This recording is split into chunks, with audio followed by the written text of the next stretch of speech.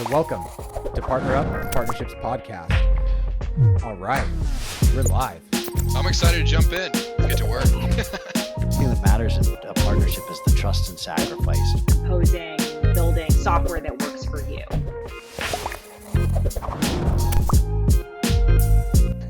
I mean, if you go and you look at the 7 partners billion. in there, there's some cool logos. There's some cool logos in there. I'm particularly proud of where one of those logos sits. We still have some work to do on adjusting that placement, but you were referencing ROI DNA. That's right, Justin. Yeah, ROI DNA has 7 billion and counting in client revenue generated. Not to toot Matt's horn here too much, but it's very relevant to a topic Jared and I were talking about this week of agencies going from being on retainer hourly models to, delivering revenue outcomes for their customers and how that's going to be a shift in the market, which will likely be something we dive into here, but I don't want to steal the thunder of the topic for today. You just set it off with a bomb, like the next big shift in, why agencies should care. And you went straight to the heart of the topic. And that's why we have our illustrious guest today, Senor Matt. Matt, thank you for taking the time. Welcome to Partner Up. No problem. Thanks for having me. Of course. So Matt's the CEO of ROI DNA. And we thought we'd go to the other side of the partner ecosystem today. Sure. We've talked about a whole bunch of different topics as it relates to the wild world of partnerships. And today, we wanted to talk to the agency side, the channel side, right? Where I think I'm going to throw a handful of stats out today because full disclosure, I talked to Jay McBain. For anyone that follows this character from Forrester, I happen to be a giant fanboy right now. He threw so many stats. He threw so many stats at me today. 78% of creative agencies in the last 5 years have switched to a digital service model, right? Like, so there's this rush of agencies going, I can't do creative anymore, right? Like, creative is not enough. It doesn't cut it. So people are rushing to this space, and yet there's 15,000 B2B, like MarTech, sales tech companies that are also rushing towards agencies. And I think there's a lot of talking past each other. There's absolutely a lot of talking. Justin laughs, like, astute observation, Jared. There's a lot of talking past each other because I have a feeling that most people, when they approach you, Matt, so technology companies or whatever partnership you're approached with, being an in-demand, best-in-class hypergrowth agency, where they're not solving for you. So I wanted to open up with maybe that question, like, what's Matt's take on what it takes to be a great technology partner to ROI DNA or an agency like ROI DNA? Yeah. So, hey, first off, thanks for having me on this. It's stoking to talk with you guys. I think unlike those 78%, we've always been a digital services agency from day one for 11 years. And I think what we've always been from our clients' best interest is agnostic to the technologies. Whatever's best going to suit them and their customers for the journey that we have to get them on is really kind of what we partnered with. And I think I would fully agree with you. I get probably 5 to 10 inbound want to partner a week from new technologies that's coming out from extended service companies, but there's almost little to no value in those spam emails. And it's actually hurting their brand as well too. They're trying to put out a partnership that there's nothing there behind it. I think from our perspective is we're partnering with best-in-class services that are also tied to the technology side. So whether it's basically conversational marketing, like where you guys are based, or whether it's an analytics package, or whether it is all the way through an ABM schema, we're looking for what partner in the industry is going to bring the best value to our clients and also stand up like from a customer service standpoint. Because I think the most important thing in all this is having people on the journey with you that are going to stand behind what their product is. So the tool's got to be best in class in the category, and then it's got to have the best in class type of resources and people surrounding that product that are going to stand behind kind of what it does. So for us, our goal has always been to partner with people who also have the same ethos and spirit as our company, is doing what's right for the client. That makes perfect sense. Maybe I can rephrase this back to you. Yeah. If I were to approach you, Matt, cold today, and there's a handful of different ways that we could do this, but maybe I'll talk about two. One would be hey Matt, I see the types of clients like A, B, and C that you work with, right? So here's how we've helped other companies in this relative space. That might be like version one, like the junior varsity, but at least it's out of high school, right? Like we're at least talking about the customers that you care about and how we help them. Sure. And then the next level would probably be understanding the existing clients that you've had, right? Where you've been in the same accounts. Tell me, if have you ever had someone develop a partnership, or where you sought out a partnership where you did not already have an existing customer that like kind of educated both parties to, oh yeah, we're both in here, and we should probably be working tighter together. Have you like sought out a partnership where it's like, this has never been in one of my accounts and I need to go figure it out, or they've reached out to you and you've been like, yeah, I need to partner? Yeah, I think there's been a couple in the history of that when looking, it's always come from the mindset of kind of what do we need to evolve the client's business, right? So there's a couple partnerships we've actually started with that in mind, saying, hey, we don't have a solution for let's say augmenting video streams into pre-roll for YouTube. Is there anyone who could take the massive amount of data they have and do something really cool with it, and then turn that into a usable pieces that we can push out through all the social media channels, and looking for parts like that. So we're partnering with a company that does that part right now. And we went out and we don't have a common, we probably have some common overthreads, but we don't have a common client interest in that side. And categorically, we've also listened to partners like Drift got introduced for us by another ABM company.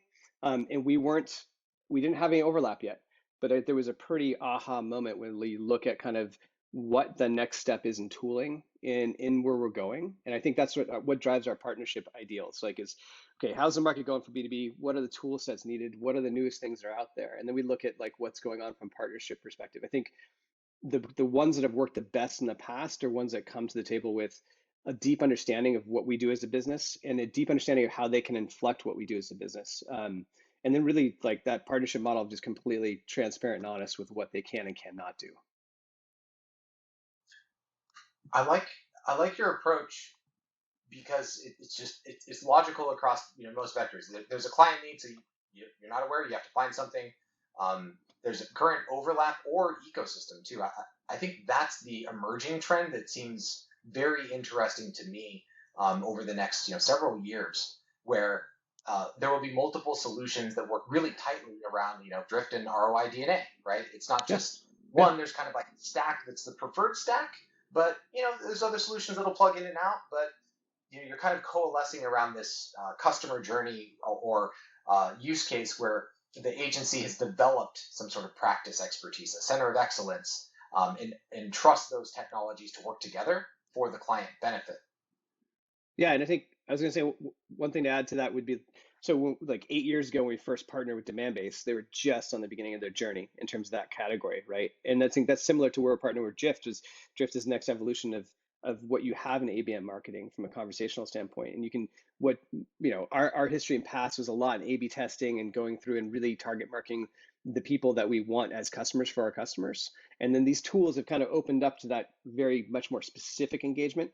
We can refine those messagings, and now we can test through those messaging with conversational. And as you see that pattern that we've partnered with across a partnership that we've done across 11 years has really been kind of that evolution of what's the next awesome stack that's really going to work from that perspective.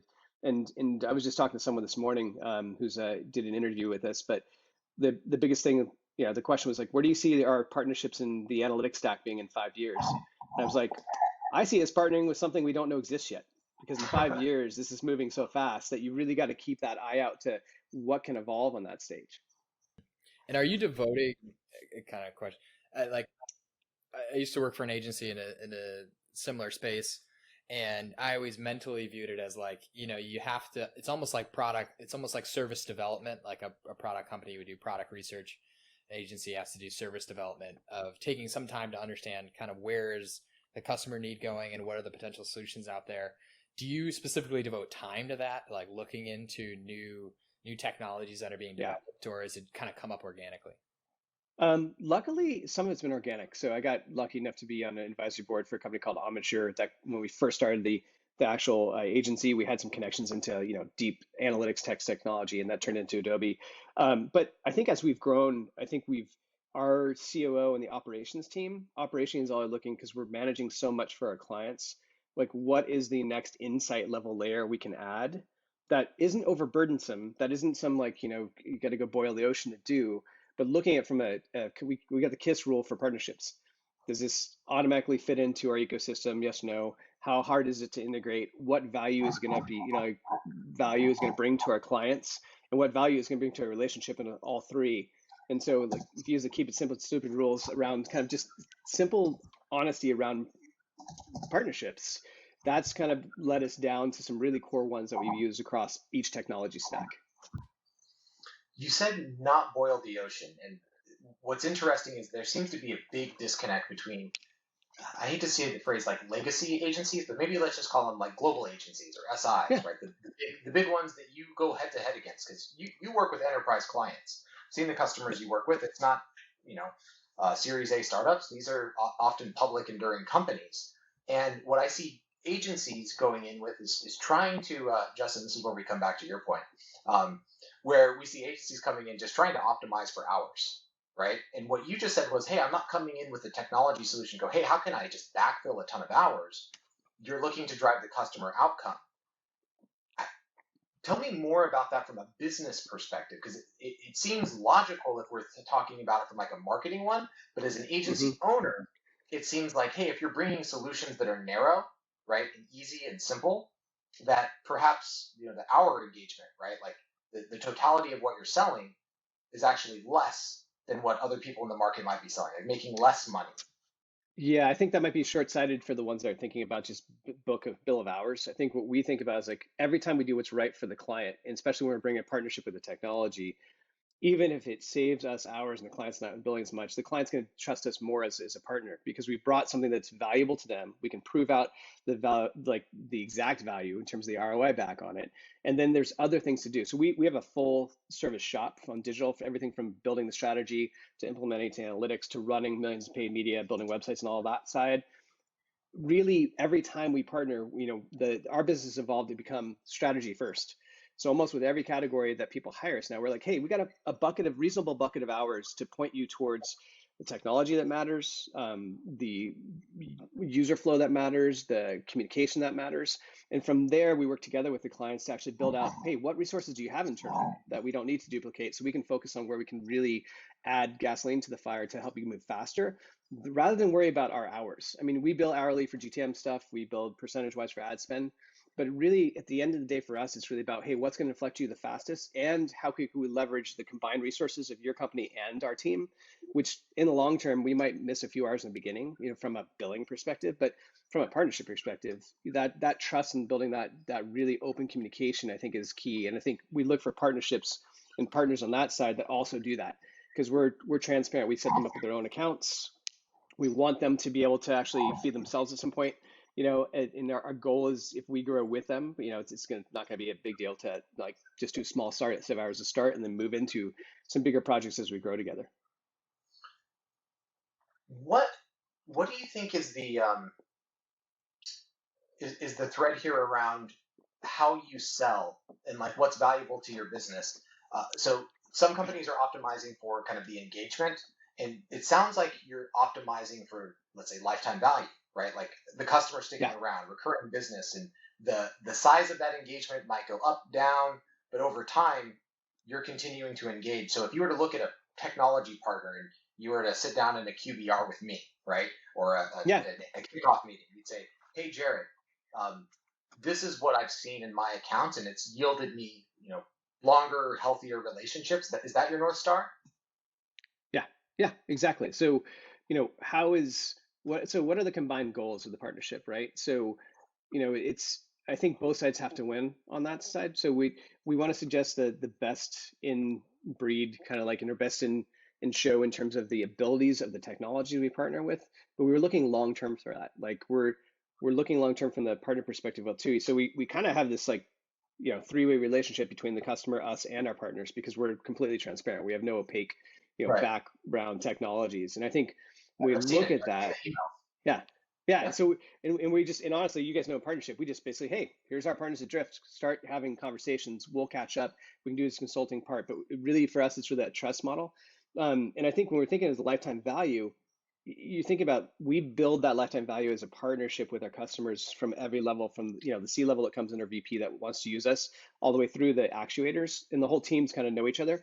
The same model we have with our partnerships, right? So as you start getting to know more people on our team from our partnership together, you've got access to everyone that's there, it's working, and we actually have one of the best partnership relationships is kind of like how we've got things organized. We're going, okay, here's the top 20 accounts, here's where we are on each one from both, and we're just basically transparent because it's helping our customers out and the co-customers.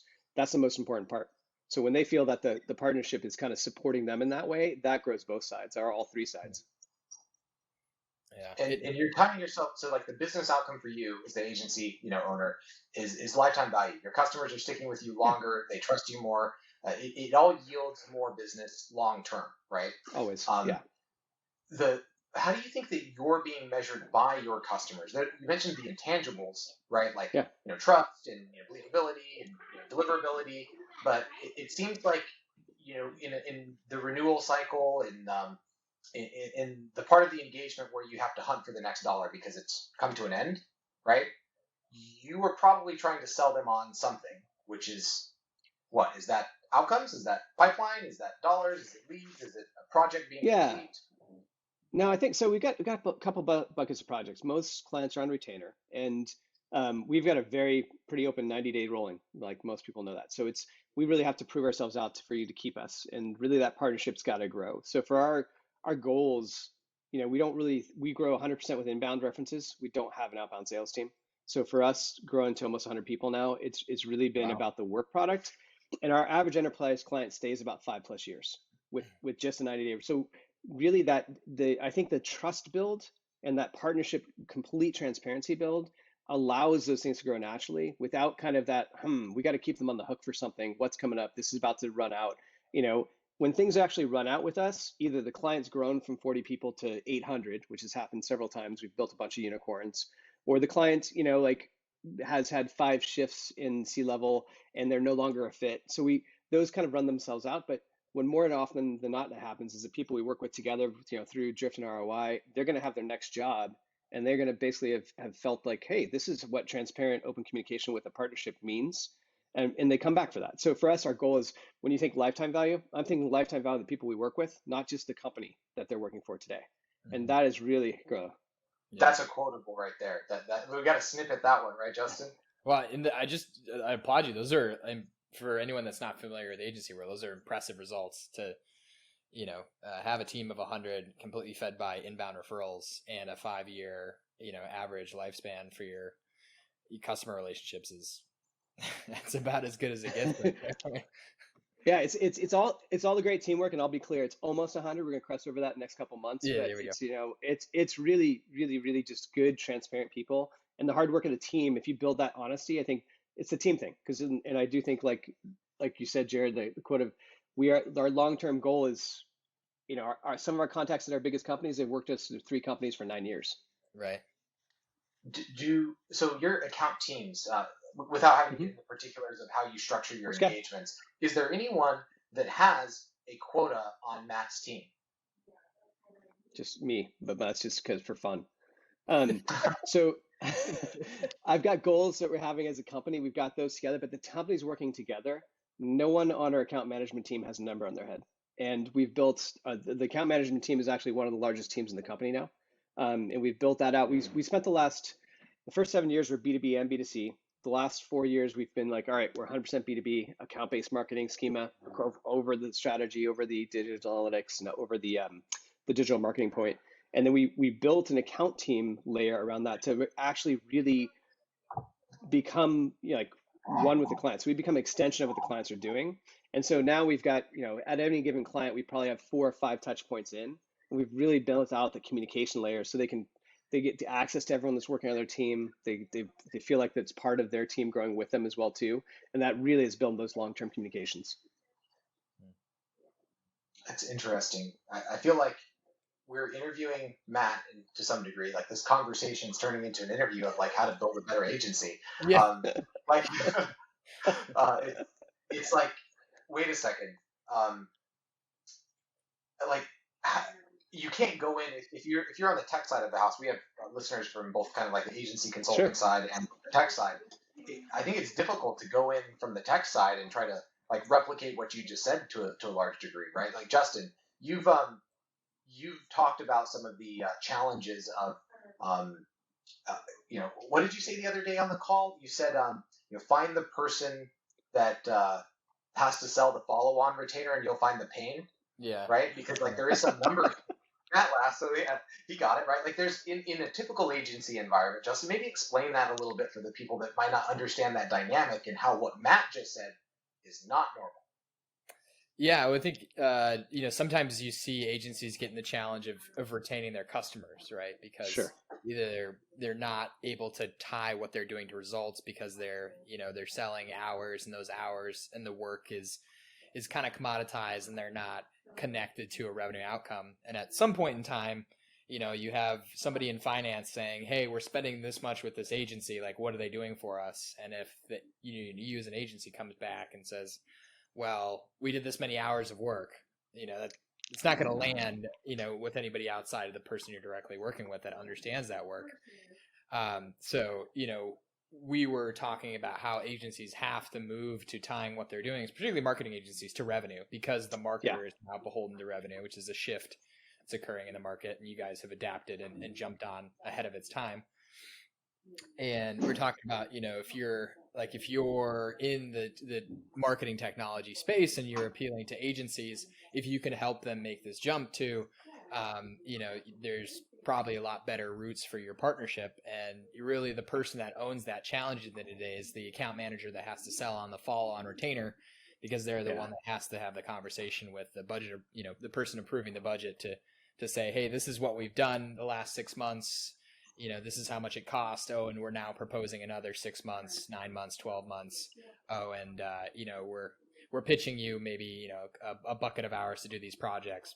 When in reality, that person probably wants to say, "Hey, we're going to do this project. It's going to drive you $3 million in incremental revenue, and it's going to cost $200K. Like, is that a no-brainer?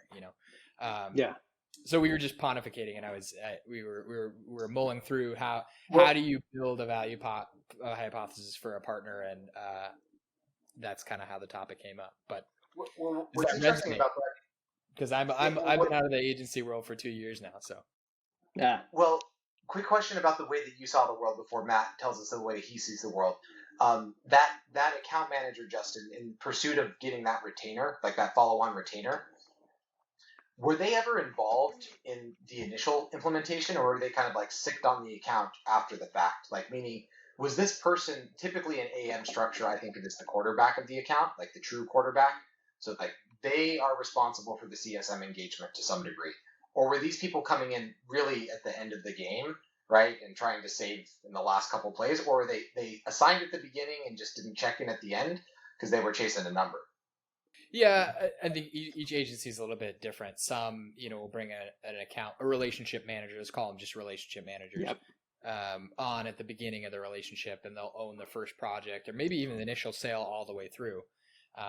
Whereas some will have, like myself, I was selling the first project and any contract in the first 90 days, because we kind of would do, sounds like similar to Matt, we had like an assessment and like an initial offering that was part scoping, part we're going to deliver strategy to you that then would lead to a follow-on retainer. So some agencies will break it out, kind of net new, develop the relationship in first couple months and then pass it off to account manager. Some will have that person own the entire process to mitigate any loss in information handoff. So I've seen it depend on the agency. So the reason why I asked that question, Matt, is like, do you think quota is a difference in function between what Justin described and kind of your world, right? So like if that AM that's selling the follow-on retainer, Justin, like has that quota hanging over their head, it seems like they'd be more interested in driving a better client experience. And yet at the same time, that seems to not be the case, right? And to Matt's point, right? Like trust, these intangibles that you've been talking about that I can't put in a spreadsheet, as an AM. And see, what's your perspective on that quota actually being a barrier? I think that my perspective on the quota is it actually creates a perverse incentive for a real relationship, because what you have is someone who's bonused and like if they don't get the client to do this next thing, doesn't matter if it's good for the client, they're going to try to push it because their own individual worth is basically be hampered by not doing that.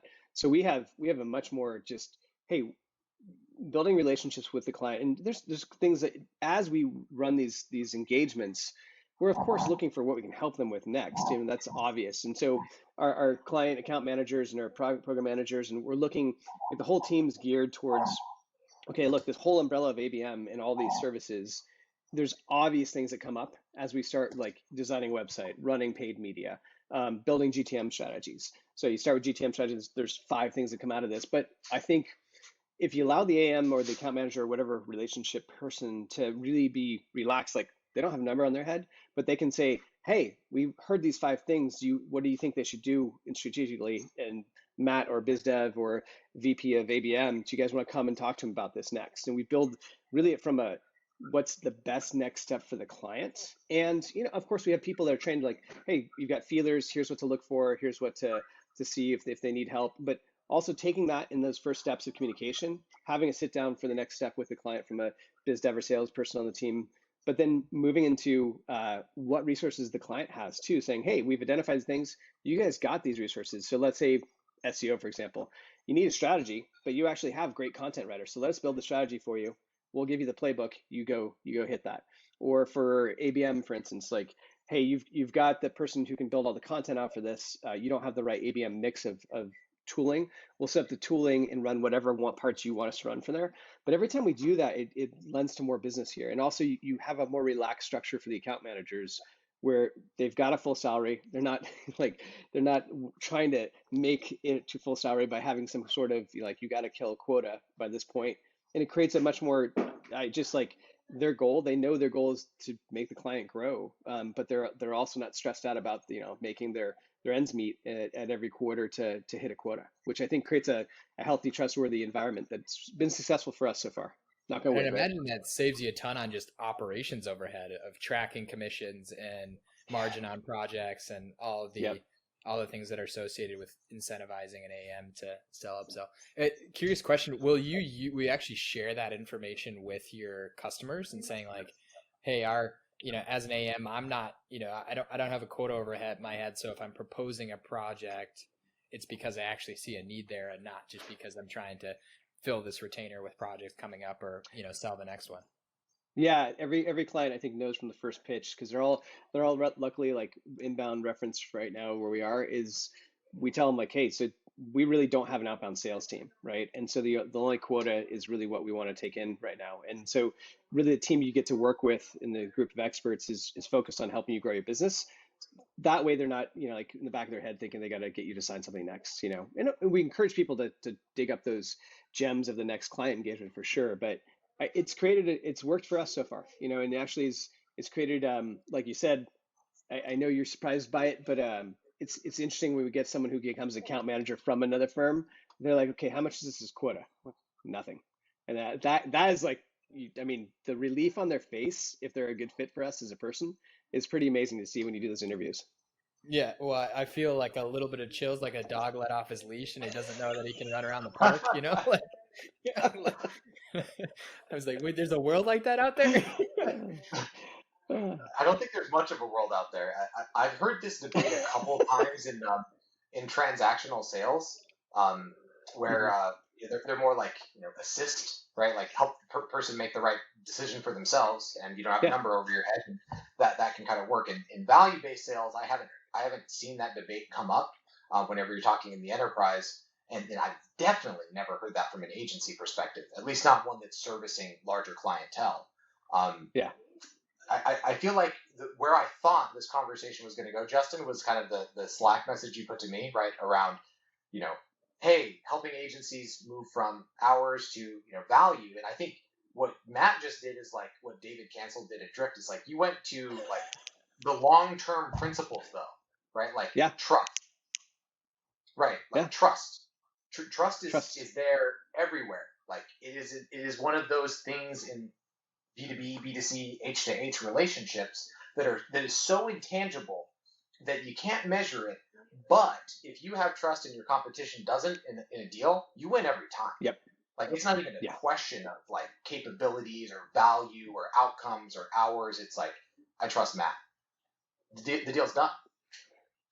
Yeah, and luckily it's gotten away from the first couple of years was trust Matt because I didn't realize I'd built a network of good friends through running Right, e-commerce that's teams how it's internal. ran. But now it's like they Now don't it's even know me, great. which is awesome. Yeah, that's what I wanted because I wanted a team of really smart people working together, enjoying working together, and the trust factor. It's been nice to see it flourish. And also I came at it from a non-agency perspective because I was internal, so it was easier for me to have that kind of. It's a complete different thought process. Didn't have that, agency number in my head. Now, I'd love to pivot the conversation a little bit to Yeah. improving the partnership conversations between agencies and tech partnerships. So I'm really curious, Matt, from your side, like what are that first conversation, say somebody's approached you and said, hey, we have a current client, they're using us, we'd love to talk about potentially a partnership. What do you wish that partner talked about on the first call? What do you wish they asked about? What should they know about your agency? Yeah, I mean, I think any of those things, like, freaking take some time to know the business, take some time to see who our clients are, take some time to see what our services do, take some time to check out our clients besides the one you've got, and really only 1 out of 100 does there ever a partnership reach out that's direct that I'm like, oh, they actually took some time, I'll take that call. Because most of them are just basically, they've got a very myopic view of what you do in the world. They've taken 2 seconds, they're flinging 10,000 emails out a day. And I think from that conversation thing, it's just like, it just start with a genuine perspective of like, take some time to figure it out, take some time to tell me what you can provide. And in that example, if it's a common client, how well are you working with them? What things can you improve for that client? It'd be good to partner for other things moving next. But when there's really that lack of pressure, I think most partnerships that are coming from an approachable standpoint that I get, it's always about, you can tell they need to close a number and they want our agency to rep their product versus the partnership being valuable for both sides. One thing that just reminded me of is episode 21, Chris Jenkins, like right person, like right conversation, right person. Justin, do you remember that loop from Workfront? I feel like in a lot of ways, probably because you mentioned this too, Matt.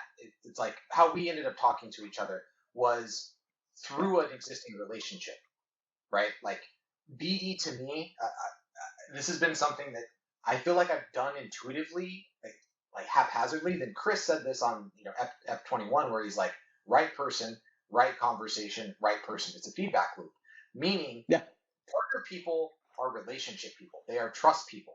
That's all you have in the partnerships game. Meaning if you want to work with ROI DNA or X partner or Y thing, then you should find, right, the trusted path to that person, right? The node in the market where it's like, hey, let's say, for example, someone wants to partner with ROI DNA. Like, I don't know, maybe it's a sales engagement platform like Outreach or SalesLoft, right? And they know that Drift has a very strong partnership with ROI DNA and that, hey, we have an emerging partnership here. I might make that connection. And, Matt, we won't name the vendor, but I actually it's funny. I made one of those introductions recently to a mutual tech partner that was a much faster path to trust than them reaching out cold. Yeah, I think so it's relationships. It goes back to trust again, right? The whole thing, like back to trust. leverage, and it's leverage the relationships you currently have in a value-based way towards what's going to be the best, because all these focus on what's the best outcome for my customer. So ROI DNA's customers, every partnership I have is what's the best outcome for those customers. We really want to make sure we're dealing with the best. It's not just the technology, it's the backing of the technology, it's the value of the technology. Because you guys are talking about the hourly based, which we have some of, but it's more so we're judged and measured on everything we do constantly. So that CFO can already see that because we're like, hey, we spent this per quarter, we got this many MQLs, this many SQLs, and this much kicked into our CRM for closed deals. And every time we look at that from a partnership model, it's from our perspective and the trust built through another partner. It's how we found Demand-Based as one of our partners, and we got Drift partnership through that because it was pretty obvious when we started talking about like, oh shit, this is next level in terms of CRO abilities, conversion optimization on steroids. Like, let's go for this. The next one is looking at other basically third-party layering data stuff or looking at other things that are going to work. But I think those trust models of figuring out someone not only you just have a connection to, but someone who can help you craft the story about how that partnership could help that other company inflect as well too. And spend some time doing that, because you're going to get that trust relationship a lot faster than some cold email or basically just 1,000 reach outs. It's that feedback loop. That's that partner feedback loop that is pervasive. I think Bobby Knapp, is that Ep3? I'm calling back all the old episodes. What did he say? I think it's in our intro, Justin, right? Partnerships are about trust and sacrifice, right? Like that's from the OG of BD, in my opinion, of the like B2B SaaS business development, trust and sacrifice. And I think Matt's just given us a master class today in partnerships on if we're not focused on trust in these relationships and everything that we do in partnerships, there's nothing. I think those intangible things, like we have to probably have more of these conversations in the partnerships world. Like if you look at the best marketers in the world, the best marketers in the world are not the ones trying to think through the most technical challenge or the challenges of like how to orchestrate a company or an operation or a thing.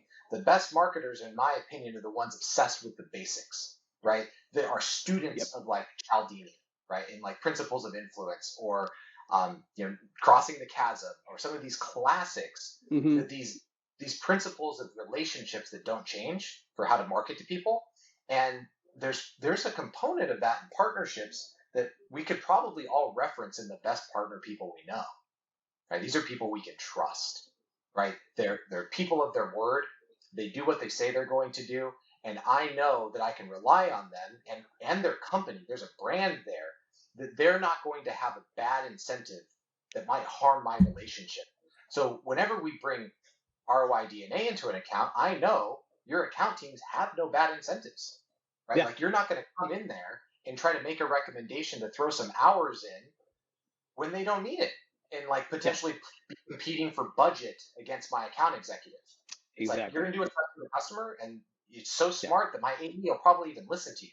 Like, actually, they know what they're talking about more than me. So whatever they recommend, I'll take what ROI DNA is saying.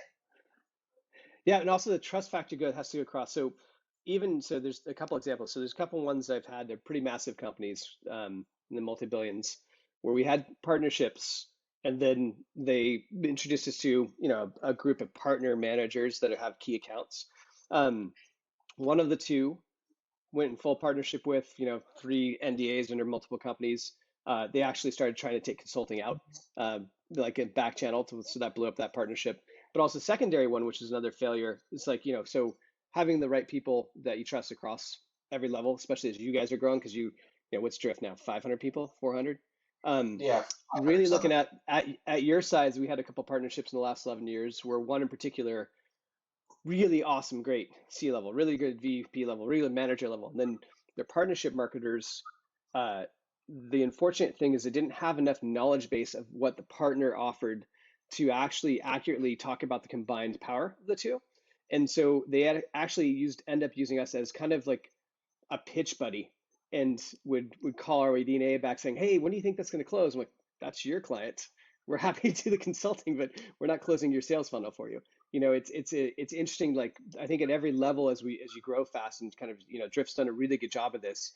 And it's really been, everyone's on the same marching page, and everyone's on basically the basics of, what we're doing together, how we're doing it once the partnership's established, and how the communication chain's going. And that's a super important next step of that. But I think if we want to rewind it all back, it goes down to trust. It's incredible. I think the takeaway from this conversation is we really need to think critically about how we communicate with executives inside of our companies.